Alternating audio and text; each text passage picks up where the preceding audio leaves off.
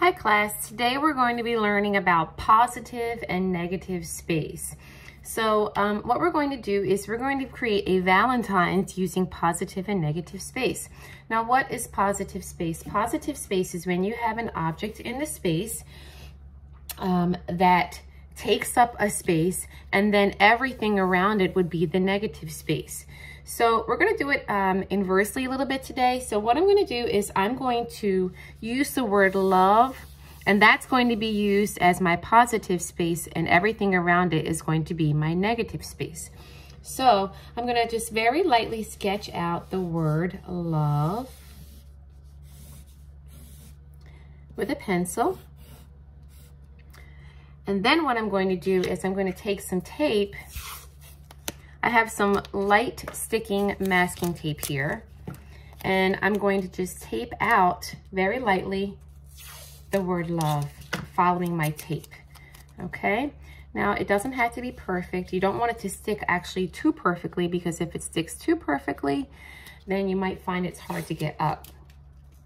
So I'm just going to kind of map out where I want the letters to be. So I did it with a pencil. You don't have to do that with a pencil. I just like to do it just because it's easier. But what are we going to use? While I'm doing this, let's talk about what we're going to use for our color. Well, I have a couple of options, okay? What we're going to use to fill out our color is we are going to use either paint, or I have paint dotters here. And what we're going to do is the objective of the lesson is to create positive and negative space by filling in all of the area around the letters. And then after we're done, we'll just basically take those letters, and then we're going to take the paint, fill it up, and then we'll pull the tape off, and then you'll see we have the letters behind. Now I put the letters a little bit too closely, so what I'm finding that I may have to do is I might have to move them over just a bit, okay? Not a big deal, but let me just show you what that looks like. If you feel like you need to erase it, it's okay. I'll show you what that looks like. I think it's always better in a video to show you what happens if you make a mistake, so that you know what's happening as well, and you know what to do in it, so that's okay. So I'm making my letters with my tape. Now it doesn't matter really what kind of tape you use. Just make sure that I would prefer you to use masking tape. I would suggest to use masking tape because that one doesn't stick. Also, painter's tape is a very good tape to use. And now you're going to just do your letter E, and I'm moving these dotters over. So this is 1, 2, and 3. 2 and 3. So now here we have our letters, L-O-V-E, okay? Now, if you don't have dotters, okay, these are dotters. You can get them at the craft store. I found them at Marshall's. But if you don't have these, it's okay, because what you can also use is you can use paint, and then you can use either cotton balls to go around the paint, or you can also use Q-tips, okay? So I'll show you what both look like. So what I simply am going to do is, here's my paint. I have a little bit of paint in a cup. You can probably put it on a paper plate as well. This is acrylic paint, and I'm just going to take the cotton ball, dip the bottom of it in the paint, and then I'm just going to go all around my letters, okay? Basically forming around my letters. And what you want to do is, I'm using 3 different colors to dot. I would think that you might want to add all of your colors, your same color at one time, and then you can add another color after that, because the cotton ball does get a little bit wet and a little bit warped. So it would look actually nice if you were to just layer it. So I'm just going to do a little bit of pink everywhere before it gets to be too much.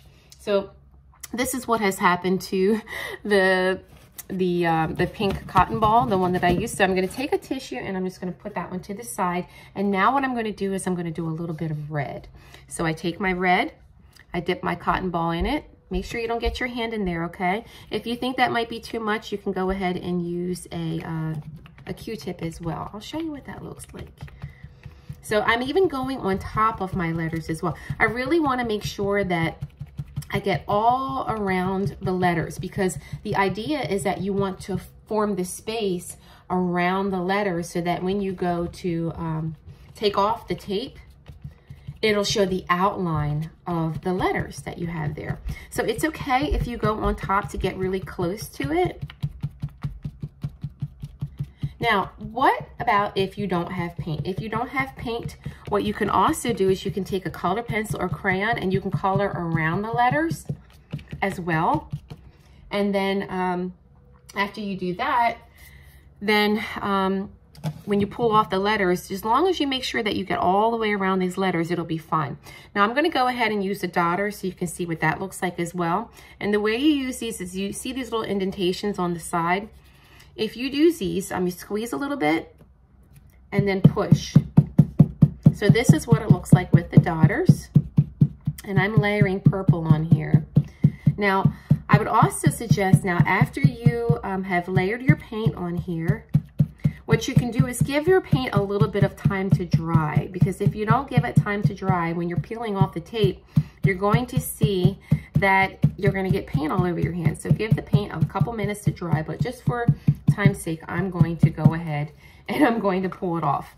Okay, so now let's say for instance, we've had some time go by and now all of a sudden our paint is dry. And what we're going to do is we're going to peel off the tape. So I'm going to very carefully peel off my tape and I'll show you what that looks like. Now, this has happened to me before. If I used paint or tape that didn't work very well, it did tear the paper a bit. So just be careful about your tape. Don't stick it down perfectly. You don't want to be too good with sticking the tape down. So you can already see my letters have already formed, and this now has become my positive space. Okay, so again, the objective is to utilize your knowledge of space to create a positive and negative space on your paper. And this is positive and negative space. So now all of a sudden what you're seeing is the background is the negative space and the letters are the positive space. Even though they're white and they look like a shadow, they are the positive space. And it creates this really cool, fun effect. And you can do this with anything. You don't have to just do this with the word love. You can do this with a heart for Valentine's Day. You can do it with anything. Now, again, you see how I have leftovers of that, of where I drew out the letters? No problem, because all I'm going to simply do is take an eraser and I'm going to erase all of that. I just want to show you in the camera what I'm doing is I have a tissue here and I'm taking that tape off and putting it on the tissue. Make sure that you have a piece of paper underneath of your drawing so that you're not getting it all over the table, and have a eraser handy so that you have your design. Okay, that happens too. No problem if that happens. You just take a white crayon or whatever. This is why you want to make sure that you have it all dry.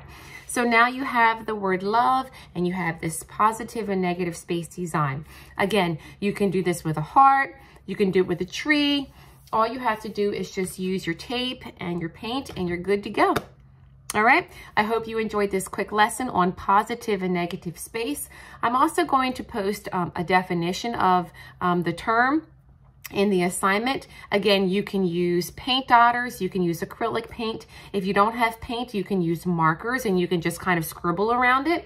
You can use crayons, same technique, just scribble all on top of the tape and all around it. Just make sure that you get very close to the letters so that you get your design, okay? I hope you enjoyed this lesson and I will see you next time.